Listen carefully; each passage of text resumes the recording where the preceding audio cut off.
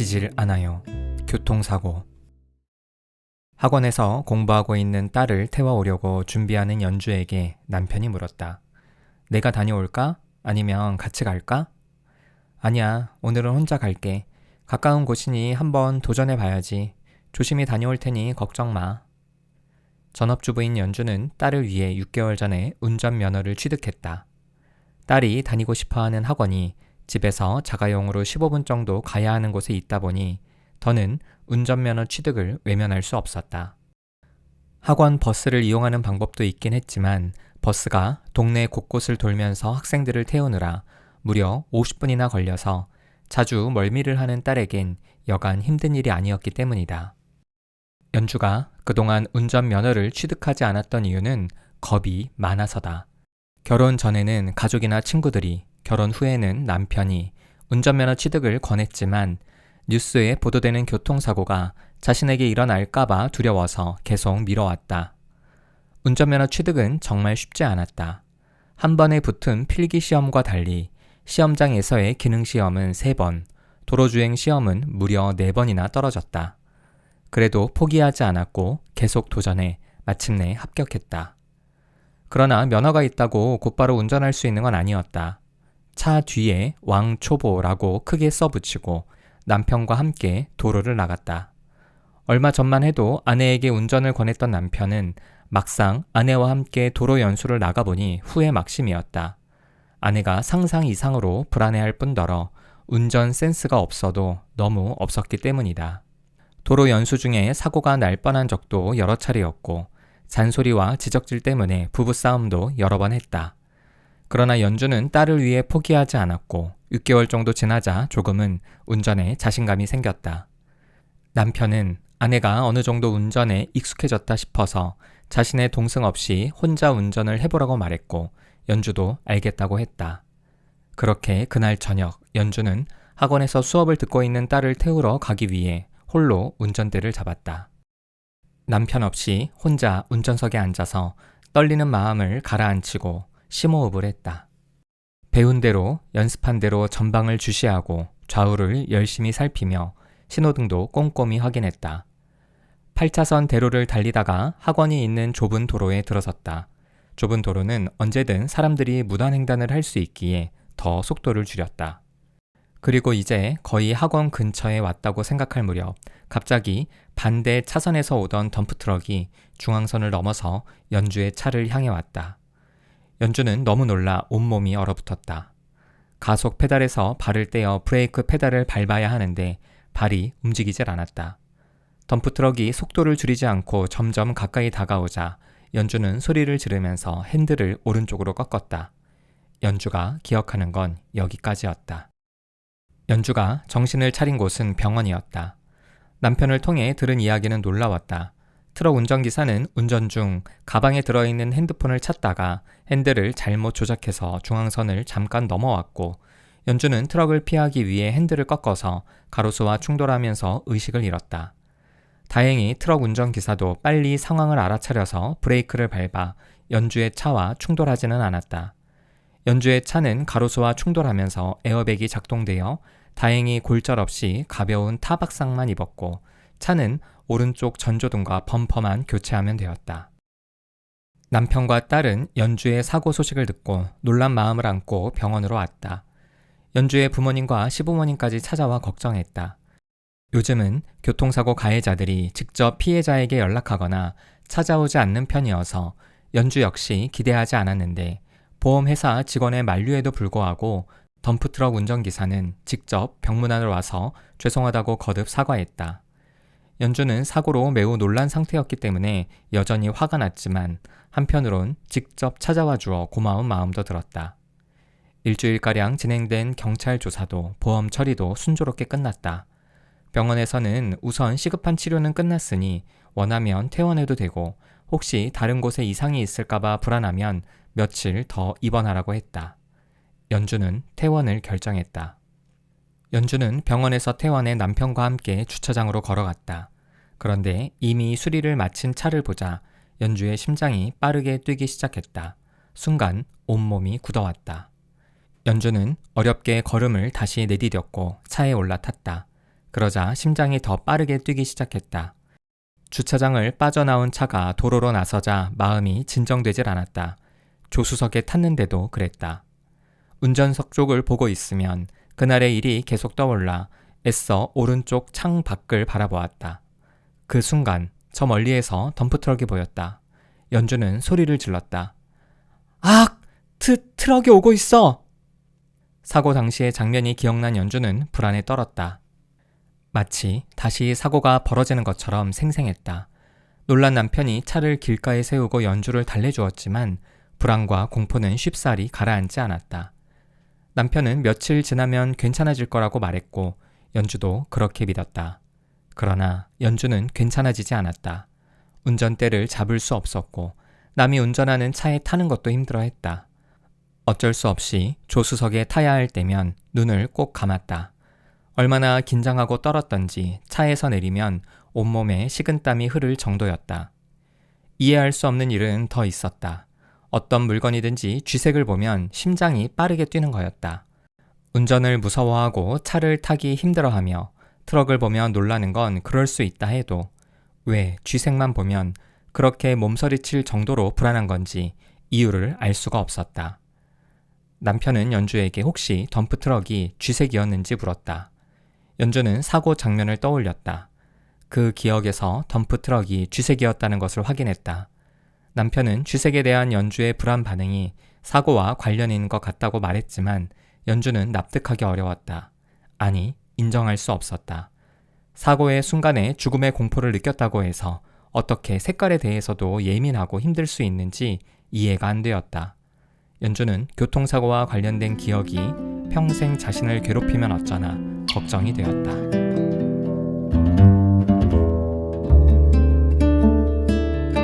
교통사고 후 드리운 그림자. 교통사고는 현대인들이 겪을 수 있는 가장 일반적인 사고다.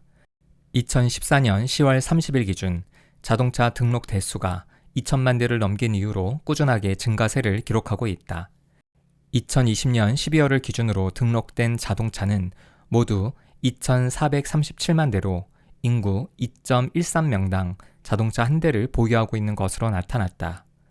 개인이나 가정의 상황에 따라 다르겠지만 요즘은 소위 세컨드카를 보유하는 경우도 많아졌다. 세컨드카란 말 그대로 개인이나 가정에서 구입하는 두 번째 차라는 뜻이다. 원거리용과 단거리용으로 구분해서 사용하기 위해 부부 모두 차가 필요해서 또는 여가를 즐기기 위해 세컨드카를 구입한다. 국민들의 경제 수준이 나아지고 삶의 패턴이 다양해짐에 따라 자동차 등록 대수는 점점 더 많아지고 있다. 나처럼 10년 이상 운전했던 사람들은 수치로 확인하지 않아도 차가 많아졌다는 걸 체감할 수 있다. 정부에서는 계속 새로운 도로를 만들지만 차량 증가 속도를 따라가지는 못하는지 교통 체증이 날로 심해졌다. 이렇게 차가 많아지면 자연스레 교통사고도 증가할 수밖에 없다. 2020년을 기준으로 한 해 교통사고 사망자는 3,081명이었고 부상자는 이보다 대략 100배 많은 30만 6,194명이었다. 하루를 기준으로 환산해보면 교통사고 사망자는 8.4명, 부상자는 839명인 셈이다. 그나마 다행스러운 점은 1991년을 정점으로 교통사고 사망자 수가 점차 줄어들고 있다는 점이다. 1991년에는 13,429명이었는데 2004년에는 6,563명으로 반감되었고 그 이후로도 계속 줄어들고 있다. 관련 법규의 정비와 처벌 강화, 자동차 기술의 발전도 영향이 있겠지만 무엇보다 운전자들의 시민의식이 전보다 향상되었기 때문일 것이다. 그럼에도 여전히 교통사고의 위험은 우리의 일상에 도사리고 있다. 특히 핸드폰이 전화의 기능을 넘어 생활 전반에 필요한 IT 기기로 자리 잡으면서 운전 중에 핸드폰을 사용함으로써 생기는 교통사고의 비율이 점차 높아지고 있다. 교통사고를 겪으면 나타나는 후유증은 생각보다 다양하고 심각하다. 특히 대부분의 후유증은 골절이나 디스크 손상이 아닌 경우 엑스레이나 MRI 등의 의료 장비로도 확인하기 어렵다는 점에서 환자들은 더 큰 고통을 받는다. 의학적으로 확실한 이상 소견을 보이지 않는데도 계속 통증과 불편감을 느끼는 것이다. 운전할 때의 자세, 즉 의자에 앉아서 구부정하게 앞을 응시하는 자세는 외부의 충격에 취약하다. 이런 자세로 온몸에 물리적인 충격을 받으니 인대와 근육에 손상이 생기는 것은 물론 근육이 혈관이나 신경까지 압박할 수 있어서 다양한 증상이 나타난다. 몸과 어깨, 허리 통증은 물론 뇌진탕 증세라고 할 수 있는 두통과 어지럼증을 경험할 수도 있다. 신체적인 통증을 수반하는 교통사고 후유증도 힘들지만 이에 못지않게 정신적 충격으로 인한 후유증도 무시할 수 없다. 연주가 이런 경우였다. 시속 30km 미만으로 달리다가 가로수를 들이받았기 때문에 신체적인 후유증은 심각하지 않았다. 반면에 정신적인 후유증이 엄청났다. 교통사고로 인해 생기는 정신적인 후유증 중에 가장 대표적인 것이 연주처럼 운전에 대한 두려움이 커져서 운전대를 잡지 못하게 되는 것이다. 딸을 위해 운전면허를 취득하려고 부단히 애썼는데 혼자 운전대를 잡은 첫날에 사고가 났기 때문에 두려움이 더 크게 자리 잡았다. 원래 사고에 대한 두려움과 불안이 커서 운전면허 취득을 계속 미뤘던 터라 다른 사람보다 충격을 더 크게 느꼈던 탓인지 연주는 사고 이후로 운전을 못하게 됐다. 당연히 아이는 예전처럼 힘들게 학원 버스를 타고 다녀야 했다. 아이는 엄마가 미안해하지 않도록 학원 버스를 타는 것도 나름 재미있다고 말했지만 연주는 미안한 마음이 컸다. 사고가 나지 않았다면 아이가 조금 더 편할 수 있었을 텐데 싶은 마음이 들자 왜 자신에게 이런 사고가 일어났는지를 계속 생각하게 되었다. 객관적으로 볼 때 트럭 운전기사의 잘못이 가장 컸다. 하지만 단지 운전기사의 잘못으로 이 모든 상황을 이해하기엔 뭔가 부족하다는 판단이 들었다. 이때부터 연주는 교통사고의 원인 찾기에 몰두했다. 사고가 있던 날 같이 가자고 했던 남편의 말을 들었으면 이런 일이 일어나지 않았을 텐데. 혼자 다녀오더라도 조금 더 일찍 집에서 나왔더라면 트럭을 마주치지 않았을 텐데. 트럭이 중앙선을 넘어왔을 때 조금 더 침착하게 대응했더라면, 그래서 핸들을 꺾지 말고 브레이크를 밟았더라면 사고가 나지 않았을 텐데. 결혼 전에, 아니 신혼 초에 남편이 권유했을 때 무섭더라도 운전을 배웠더라면 사고에 좀 더 익숙하게 대처했을 텐데. 이렇게 생각하니 사고의 원인이 트럭 운전 기사가 아니라 연주 자신에게 있다는 생각에 이르렀다. 모두가 자신의 잘못된 선택 때문이라고 결론 내렸고 운전뿐 아니라 매사에 자신감마저 잃어버려 우울해졌다. 이로 인해 불면증도 생겼다. 운전에 대한 두려움은 점점 커졌다. 차의 조수석에 타기만 해도 심장이 미친 듯이 뛰었다. 쌩쌩 달리는 차만 봐도 손이 덜덜 떨렸고 트럭을 보면 호흡이 가빠졌다. 특히 쥐색에 대한 공포는 상상 이상이었다. 연주 남편의 휴대폰은 뒷면이 쥐색이었는데 다른 색상으로 바꾸라고 부탁했다. 연주는 자기 옷은 물론이고 남편의 옷 중에서도 쥐색이나 회색 계열의 옷은 다 치워버렸다. 남편은 처음엔 시간이 지나면 괜찮아질 거라며 별일 아닌 것처럼 대했지만 두려움과 공포에 사로잡히는 아내의 반응을 보고는 연주가 원하는 대로 따라주었다. 이러한 상태가 함께 사는 남편과 아이에게도 여러 가지로 불편했지만 제일 힘든 것은 연주 자신이었다. 무엇보다 힘든 건 이런 상태를 연주 스스로가 이해할 수 없다는 점이었다. 그깟 색깔이 뭐라고 쥐색만 보면 소스라치게 놀라는 자신이 너무 싫었다.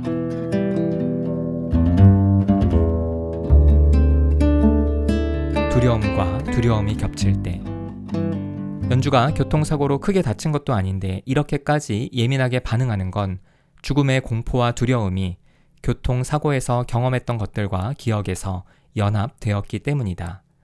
심리학에서 연합이란 개념은 학습 심리학 파트에 등장한다.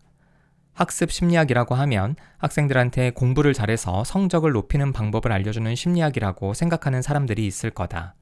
이름만 들으면 그렇게 오해할 수 있다.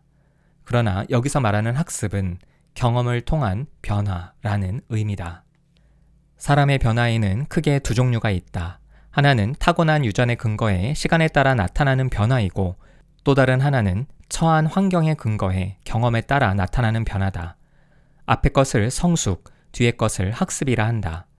성숙은 사람들에게 보편적으로 나타나는 공통 현상이지만 학습은 개인이 처한 환경과 경험에 따라 다르게 나타나는 개별 현상이다. 이처럼 변화를 두 가지로 구분하면 인간의 마음과 행동을 대부분 학습으로 설명할 수 있다. 학습 심리학에서는 인간의 마음과 행동이 학습의 결과라고 본다. 말과 생각, 행동과 습관, 기억과 상상까지 모두 학습의 결과다.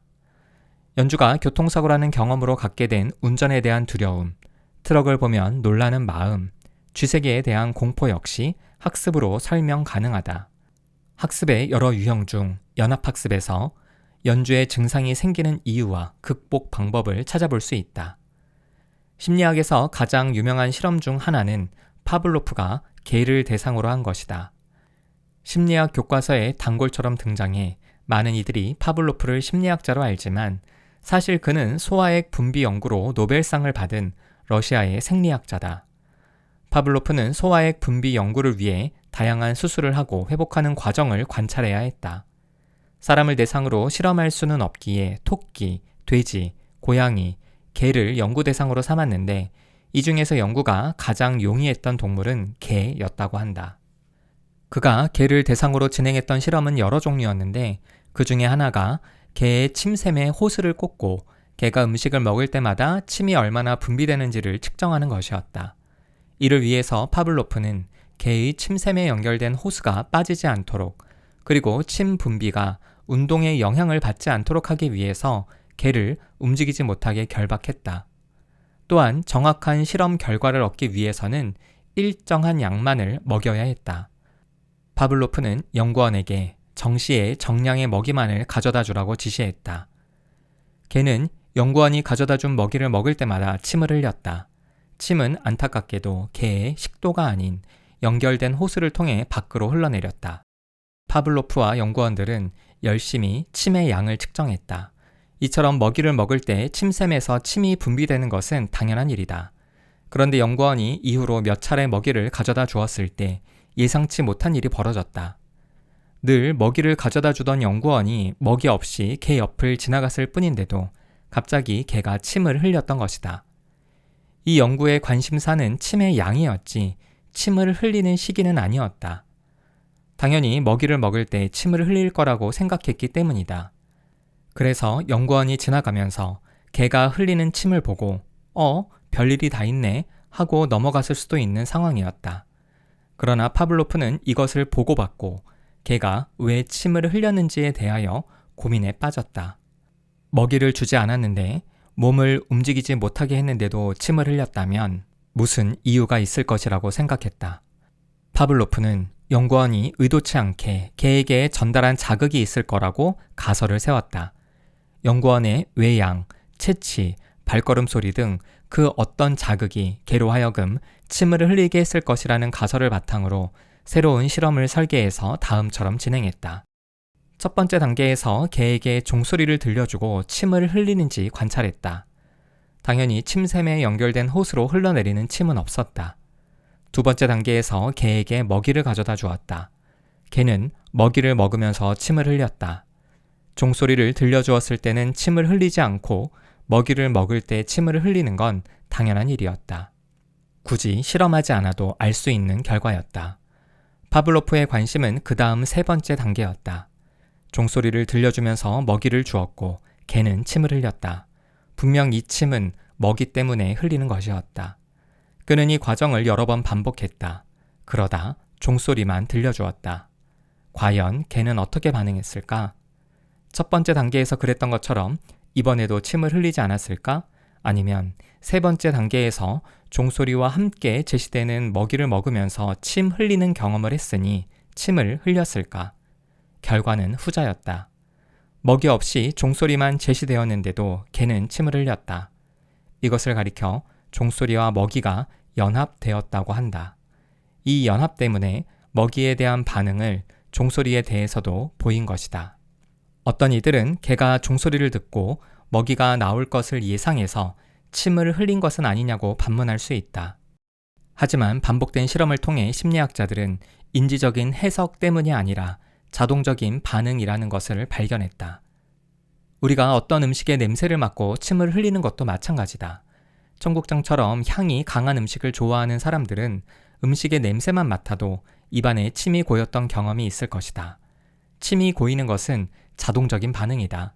청국장 냄새를 맡는다고 누가 나에게 청국장을 주겠구나, 내가 이제 청국장을 먹겠구나 하고 예상해서 미리 입에 침을 모아놓는 것이 아니다.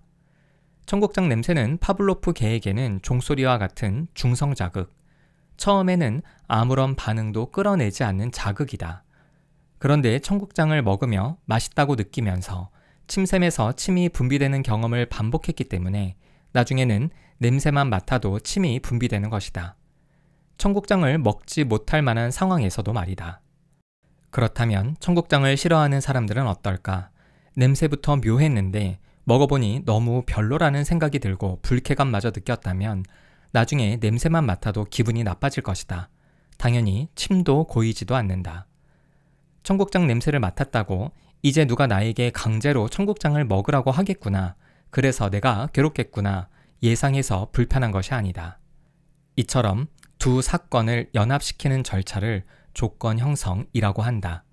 한 자극이 제시되는 조건에서 다른 자극이 제시될 때, 다시 말해 어떤 자극이 조건적으로 제시될 때 연합이 발생한다고 해서 붙은 이름이다. 조건 형성을 통해 경험할 수 있는 연합학습의 원리는 우리 일상 곳곳에서 발견할 수 있다. 부모가 아이들에게 사과라는 단어를 가르쳐주는 장면을 떠올려 보자. 사과를 들어 보이면서 사과라는 말을 반복한다. 그러면 아이는 사과의 이미지와 사과라는 소리를 연합시킨다. 그래서 부모가 사과를 보여주면서 이게 뭐지? 라고 물으면 아이들은 사과라고 대답한다. 이처럼 연합은 자동적이고 기계적으로 발생한다. 어떤 부모도 아이에게 처음 단어를 가르쳐 줄 때 사과를 보여주면서 우리나라에서는 이렇게 생긴 과일을 사과로 부르기로 약속했단다. 이 약속은 어느 누가 계획적이고 의도적으로 한 것은 아니고 아주 자연스럽게 생겨난 약속이야.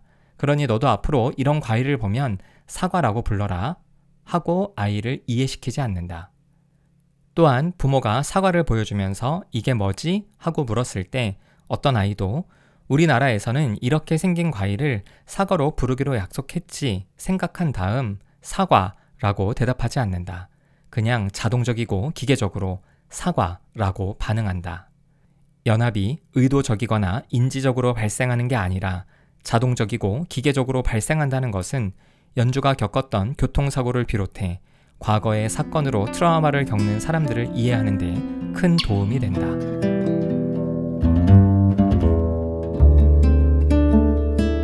남들에겐 쉽지만 나에겐 어려운. 연주는 교통사고 이후로 그 당시 상황과 관련된 모든 것에 대한 공포와 두려움이 생겼다. 연주가 직접 운전했던 차와 정면 충돌할 뻔했던 트럭이 무서워졌다. 실제로 퇴원하고 집으로 가기 위해 주차장에 갔다가 서 있는 차를 보자마자 심장이 빠르게 뛰었고, 집으로 돌아가는 길에 멀리서 달려오는 덤프트럭을 보고 소스라치게 놀랐다. 심지어 사고 난 덤프트럭과 같은 색깔인 쥐색에 대해서도 불안 반응이 생겼다. 남편이 운전하고 자신이 조수석에 타는 것만으로도 연주는 힘들어했다. 이런 상황에서 직접 운전대를 잡는 것은 불가능에 가까웠다. 물론 사건 이후에 아이를 위해 운전을 다시 해보려고 도전도 했었다. 학원 버스에서 오랜 시간을 보내는 아이에게 미안했기 때문이다. 그래서 혼자 차를 몰고 동네 한 바퀴라도 돌아보자고 결심했다. 연주는 주차장에 서 있는 차를 보자마자 심장이 미친 듯이 뛰었지만 포기하지 않고 운전석에 앉아 시동을 걸었다. 얼마나 긴장했는지 어깨가 딱딱해졌다는 게 느껴졌다. 기어를 넣고 브레이크에서 발을 떼어 가속 페달로 발을 옮기려는데 도저히 발이 말을 듣지 않았다. 다리가 마비된 것처럼 굳어버렸고 이미 온몸에는 식은땀이 나기 시작했다. 당장 포기하고 싶었지만 왠지 포기하면 안 될 것 같다는 생각이 들었다. 그래서 억지로 발을 들어 가속 페달 위로 겨우 옮겨놓았다. 하지만 긴장할 대로 긴장한 상태에서 운전이 될 리 없었다. 결국 주차장에서 10m 정도 움직이고 운전을 포기했다. 남편은 이런 연주를 처음엔 안타까워하다가 조금씩 답답하게 여겼다. 운전하는 것은 물론이고 조수석에 앉는 것도 힘들어하고 심지어 트럭이나 쥐색을 보면 소스라치게 놀라는 건 너무 과하다 싶었다. 그래서 계속 이런 말을 했다. 살다 보면 누구나 크고 작은 교통사고를 한 번쯤은 겪어. 그렇다고 당신처럼 운전대를 못 잡지는 않아. 그래, 또 사고가 날까봐 두려울 수야 있지만 사고 난 경험으로 오히려 더 조심스럽게 운전하면 앞으로 사고가 안 날 가능성이 높아져. 내가 신문기사를 봤더니 일생 동안 교통사고로 다칠 확률은 35.2%, 죽을 확률은 1.02%밖에 안 된대. 그러니 너무 걱정할 필요 없어. 막말로 당신이 트럭이랑 충돌했어? 아니잖아.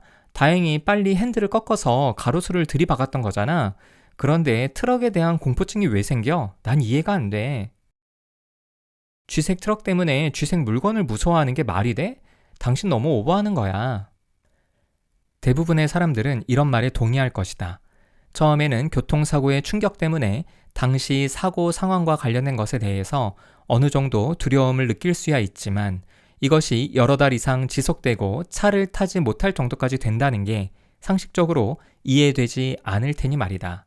하지만 연합의 관점에서 보자면 충분히 가능한 일이다. 본래 연주는 겁이 많고 불안도 높은 편이었다.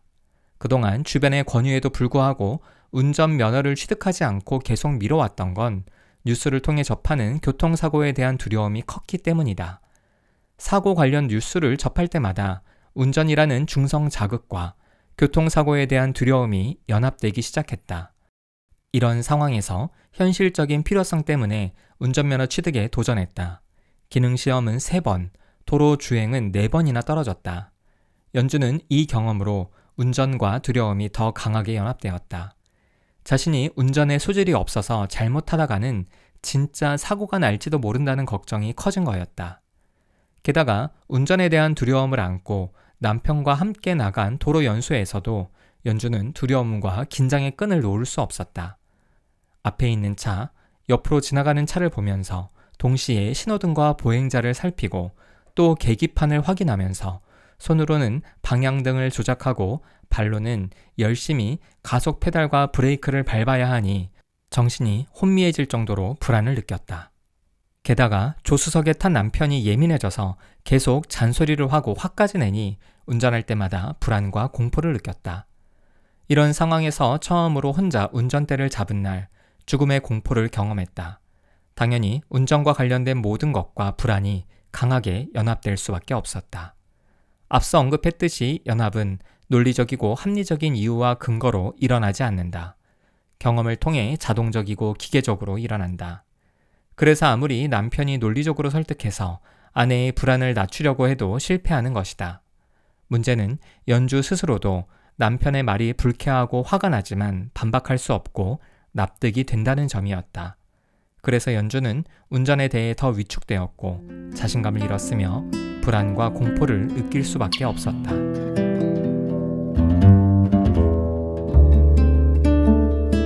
이해받지 못하는 불안과 친해지기. 연주가 교통사고라는 끔찍한 경험으로 이런 증상을 겪는 것이 연합으로 설명될 수 있다면 반대로 이런 증상을 완화시키는 것도 연합으로 설명이 가능할까? 물론이다. 운전이라는 중성 자극과 교통사고의 공포가 연합되어 운전을 못하게 되었으니 이것을 역으로 이용하면 된다. 다시 말해 운전과 편안함을 연합시키는 것이다. 이를 가리켜서 역조건 형성이라고 한다. 두 사건을 연합시키는 절차인 조건 형성을 역으로 적용하는 것이다. 역조건 형성은 불안으로 고통받는 정신장애를 치료하는 데 사용하는 대표적인 방법이다. 벌레나 새, 개나 고양이 등을 두려워하는 동물 공포증, 막힌 곳이나 높은 곳을 두려워하는 상황 공포증, 사람을 마주하는 것이나 무대에 서는 일처럼 주목받는 것을 무서워하는 사회 공포증을 비롯해 각종 사고나 폭력 사건으로 발생하는 외상후 스트레스 장애, 강박 사고 때문에 유발된 불안을 중화시키기 위해 특정 행동을 반복하는 강박 장애를 치료하는 데도 탁월한 효과를 보인다. 역조건 형성의 원리는 이렇다. 어떤 경험을 통해 특정 반응을 유발하지 않는 중성 자극과 불안을 연합시켰으니 새로운 경험을 통해 해당 자극을 불안과 반대되는 편안함과 연합시키는 것이다. 동물 공포증이 있는 사람이라면 공포를 느끼는 해당 동물을 편안한 상태에서 반복적으로 노출시키는 것이다. 당연히 한 번의 노출로 해당 동물에 대한 공포가 사라지지 않고 편안함이 연합되지는 않는다. 편안함을 확실하게 느끼는 상태에서 적절한 수준의 노출을 반복 경험해야 한다. 세부적인 방법은 경우에 따라 다르지만 어쨌든 역조건 형성의 원리는 불안을 유발하는 그 상황을 편안한 상황에서 다시 마주해 새로운 연합을 만들어내는 것이다. 역조건 형성의 원리를 들으면 사람들은 혼란스러워한다. 일반적으로 사람에겐 부정적인 감정을 싫어하는 경향이 있기 때문이다. 그래서 어떤 대상이나 상황에 공포와 불안을 느낄 땐 누가 시키지 않아도 자동적으로 회피한다. 벗어나면 편안함과 안도감을 느낀다. 그런데 극복하기 위해 공포와 불안을 느끼는 대상이나 상황과 의도적으로 마주하라니 도저히 받아들이지 못하겠다고 말하는 사람들이 대부분이다. 물론 공포와 불안을 일으키는 대상을 영원히 마주하지 않고 피할 수 있다면 피하는 것도 좋은 방법 중에 하나다. 나는 심해, 즉 깊은 바다에 대한 공포증이 있다. 물을 무서워하는 것은 아니다. 강습을 몇 년간 꾸준히 받아서 수영은 곧잘 한다. 구명조끼 없어도 체력이 달리지 않는다면 물에 빠져 죽지 않을 자신이 있었다. 그런데 수년 전에 동남아로 떠난 여행에서 스노클링을 하던 중에 수심이 깊은 바다 계곡을 구경하기 위해 다가가고 있었다. 이때 갑자기 큰 파도가 치면서 몸이 휘청거렸고 스노클링 장비 안으로 바닷물이 들어왔다. 수경까지 문제가 생겨서 눈과 코에 바닷물이 잔뜩 들어갔다. 앞은 안 보이고 숨은 쉴 수가 없고 파도는 계속 내 몸을 이리저리 휘두르며 때리고 있었다. 심장이 빠르게 뛰고 호흡이 가빠졌다. 갑자기 내 발 아래에 나를 삼킬 듯한 깊은 바다가 입을 벌리고 있다는 생각이 들었다. 공포에 사로잡힌 나는 젖먹던 힘까지 발휘해 무트로 헤엄쳐 나왔다. 그날 이후로 심해 공포증이 생겼다. 다행히 내 일상에서 심해를 마주할 일은 흔치 않다. 어업에 종사하는 사람도 아니고 물놀이를 가도 깊은 바다는 피하면 그만이다. 그래서 굳이 심해 공포증을 극복할 필요를 느끼지 않는다. 하지만 요즘처럼 어디를 가나 반려동물을 만날 수 있는 환경에서 개나 고양이에 대한 공포증이 있다면 일상이 힘들어진다. 학생이나 직장인에게 사회공포증이 있어서 발표하길 무서워한다면 정말 큰 문제다. 당장은 피할 수 있지만 언제 또다시 마주할지 모른다는 두려움 때문에 공포와 불안은 점점 더 커지게 마련이다. 연주의 상황도 마찬가지다. 평생 차를 타지 않을 수 있고 트럭을 보지 않을 수 있는 세상에 살아간다면 문제될 게 없다. 그러나 자신이 직접 운전하든 아니면 남이 운전하는 자동차를 타든 사회생활을 하려면 피할 방법이 거의 없다. 길을 가다가 언제든지 트럭을 볼 수 있고 또한 쥐색을 피하기도 여간 어려운 일이 아니다. 이런 상황에서 당장의 불안을 피하려고만 들면 결국 해당 자극에 대한 불안과 공포가 더 커지는 역설이 발생한다. 그렇다면 교통사고로 생겨난 불안과 공포를 어떻게 극복할 수 있을까? 가장 먼저 생각해야 할 것은 긴장과 불안, 공포와 반대되는 편안함의 상태를 만드는 것이다. 편안함보다는 즐거움과 행복이 불안, 공포와 반대가 아니냐고 생각할 수 있다. 물론 그러한 면도 있긴 하지만 신체 반응으로 보자면 불안의 반대는 편안함이 맞다. 우리가 즐겁다고 할 때는 신체가 각성되고 흥분한 상태다.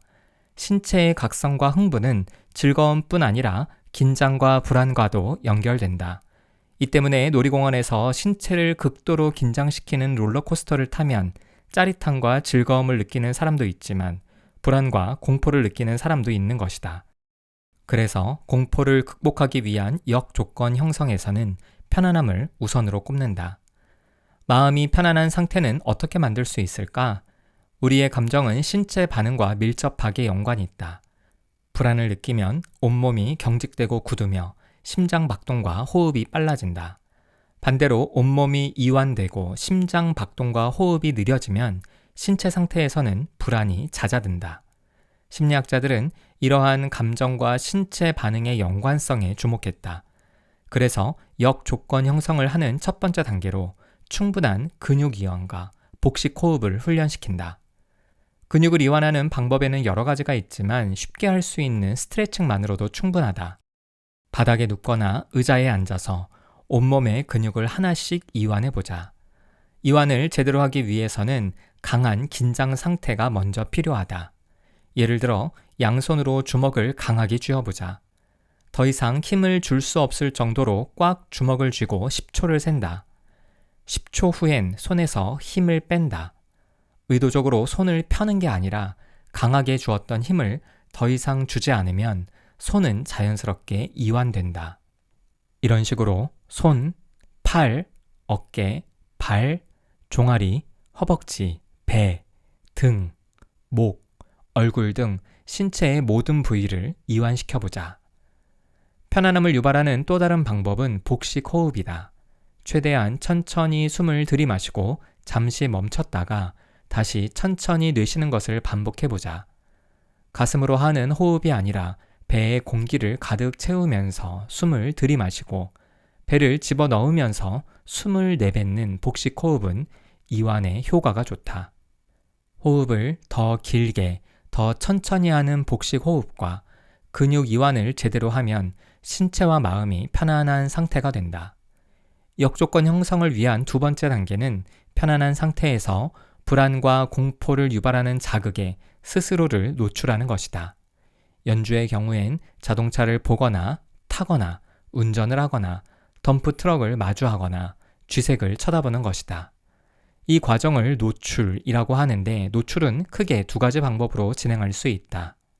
불안을 느끼는 정도가 크지 않고 단기간에 불안을 극복하고 싶다면 최고 수위의 노출을 진행한다. 이를 가리켜 홍수법이라고 한다. 예를 들어 동물 공포증의 경우 스스로 도망칠 수 없는 작은 공간에 동물 여러 마리와 함께 머무는 것이다. 그 안에서 계속 근육 이완과 복식 호흡을 통해 편안함을 유지하려고 해야 한다. 몇 차례 반복함으로써 오랜 시간 편안함을 유지할 수 있게 되면 해당 동물과 편안함이 연합되어 더 이상 공포를 느끼지 않게 된다. 또 다른 예로 교통사고 이후로 운전하는 게 두렵다면 운전석에 앉아서 근육 이완과 복식 호흡을 반복해보면 된다. 빨리 극복하기 위해서는 자주, 오랜 시간 반복하면 된다. 그러면 나중에는 운전석에 앉아도 편안함을 느끼는 때가 마침내 온다. 운전석과 연합되어 있었던 불안, 공포 대신 편안함이 연합되었기 때문이다. 이때 두 가지가 전제되어야 한다. 하나는 대상이나 상황으로부터 직접적인 공격을 받지 않아야 한다는 것이다. 또 하나는 당사자가 중간에 포기하고 도망치지 않을 수 있어야 한다. 만약 직접 공격을 받게 되거나 중간에 도망치게 된다면 오히려 공포증과 회피 행동은 더욱 강화될 것이다. 하지만 연주의 경우엔 불안과 공포의 수위가 워낙 강하게 경험되었던 터라 자동차만 봐도 온몸이 떨린다고 했다. 이런 상황에서는 홍수법을 시도해서는 안 되고 단계를 설정해서 가장 쉬운 단계부터 노출해야 한다. 이를 가리켜 점진적 노출이라고 한다. 예를 들어 자동차를 실제로 보는 것만으로도 너무 불안하다면 사진을 활용하면 된다. 근육 이완과 복식 호흡으로 충분히 편안함을 느끼게 된 조건에서 자동차 사진을 꺼내어 보면 된다. 차 사진을 보는 순간 다시 호흡이 빨라지고 근육이 긴장되면 사진을 내려놓고 다시 이완과 호흡을 실시한다. 편안해졌다면 다시 사진을 보고 또 긴장되면 이완과 호흡을 하면 된다. 이 과정을 여러 차례 반복하다 보면 나중에는 사진만으로는 긴장하지 않게 된다. 그러면 다음 단계로 넘어간다. 다음 단계는 주차장에서 멀찍이 세워둔 자동차를 쳐다보는 것이다. 긴장되면 이완과 호흡, 편안해지면 다시 쳐다보기. 이 과정을 통해 자동차를 쳐다보는 것이 좀 편안해지면 그때서야 조금씩 가까이 다가가 본다. 다시 긴장되면 이완과 호흡을 하고 괜찮아지면 다시 쳐다보는 식으로 자동차와의 거리를 조금씩 좁힌다. 그 다음엔 운전석에 앉아보고 또 괜찮아지면 시동을 켠 채로 운전석에 앉는다. 이렇게 단계를 나눠서 계속 역조건 형성을 하면 결국엔 다시 운전도 할 수 있게 된다. 덤프 트럭에 대한 공포나 쥐색에 대한 거부감 역시 같은 원리로 극복할 수 있다. 이런 역조건 형성을 통하면 불안과 공포는 비록 시간이 오래 걸리더라도 얼마든지 극복 가능하다. 운전을 다시 할 수도 있고 트럭을 보고 놀라지 않을 수도 있고 쥐색에 대한 거부감도 사라질 수 있다. 인간의 적응력은 우리가 생각하는 것 이상이다. 제 아무리 무섭고 힘든 자극이나 상황도 반복적으로 경험하다 보면 곧 익숙해지고 괜찮아진다. 양계 농장에서 태어난 사람은 새 공포증을 겪지 않고 어린 시절에 산과 들에서 벌레를 잡으며 놀던 사람은 벌레 공포증을 겪지 않는다. 어업에 종사하는 사람은 나처럼 심해 공포증을 겪지 않는다. 어떤 것을 무서워하게 되면 그것이 자기 생명을 위협할지도 모른다고 생각하게 되는데 사실 마음의 공포는 실제의 위협과는 별개의 것이다. 현대인들의 생명을 위협하는 건 벌레보다는 자동차인 경우가 많다. 각종 벌레에 쏘여서 죽을 수도 있고 크게 아플 수도 있지만 그 비율이 교통사고로 고통받는 사람의 숫자에 비할 바는 아니다. 하지만 현대인 중에는 자동차 공포증을 겪는 사람은 찾아보기 쉽지 않은 반면 벌레 공포증을 겪는 사람은 많다. 왜 그럴까? 벌레보다는 자동차에 더 자주 계속해서 노출되기 때문이다. 결국 익숙해지면 불안을 이겨낼 수 있다.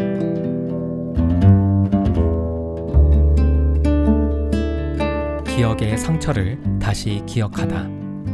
앞에서 설명한 이완과 호흡, 반복적으로 노출하는 방법은 과거의 경험이 현재를 지배하지 못하게 하는 효과가 분명 있다.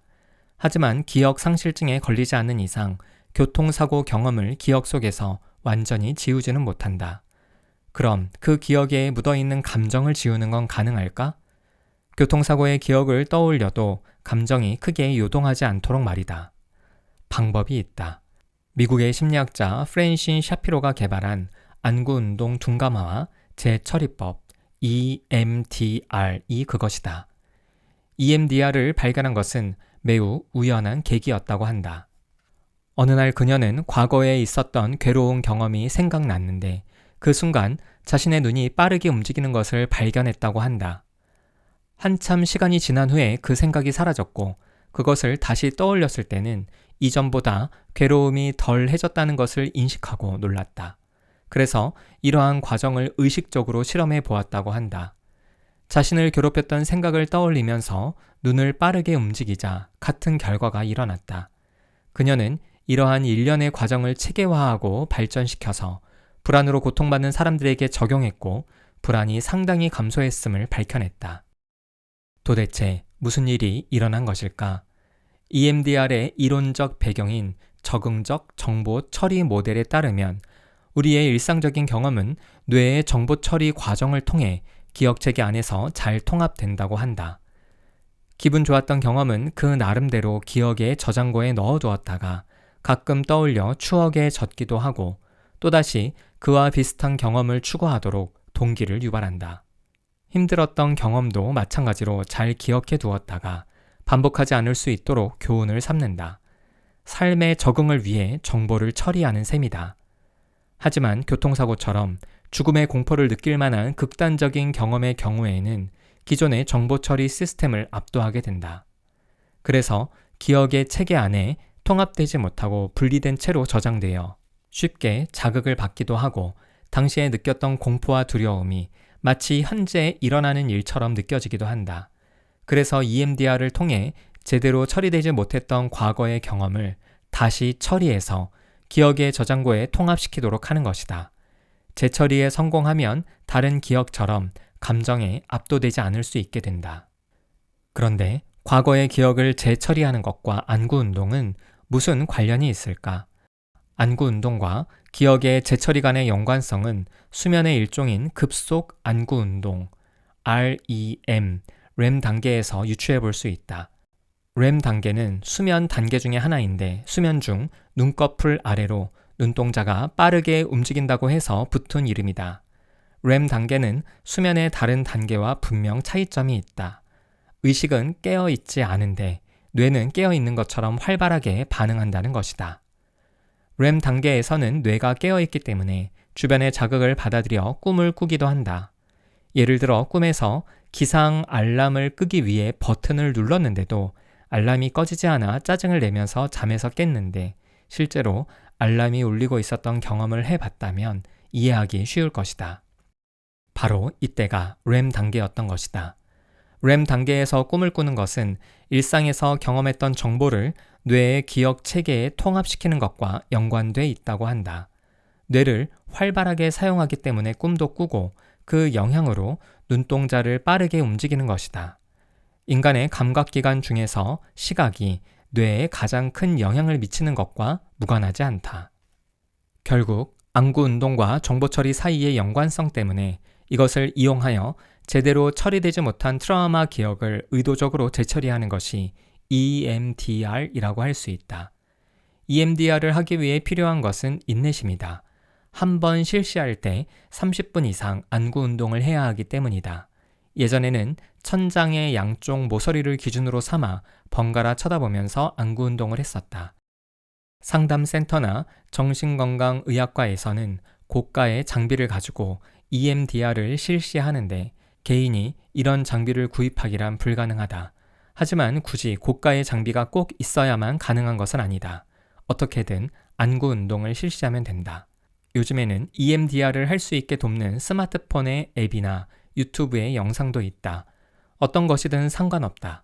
머리를 고정한 상태에서 좌우로 이동하는 자극을 눈으로 따라가면서 안구 운동을 해보면 된다. 눈동자만 좌우로 움직인다고 기억이 재처리되는 것은 아니다. 트라우마 기억을 떠올리면서 동시에 안구 운동을 해야 한다.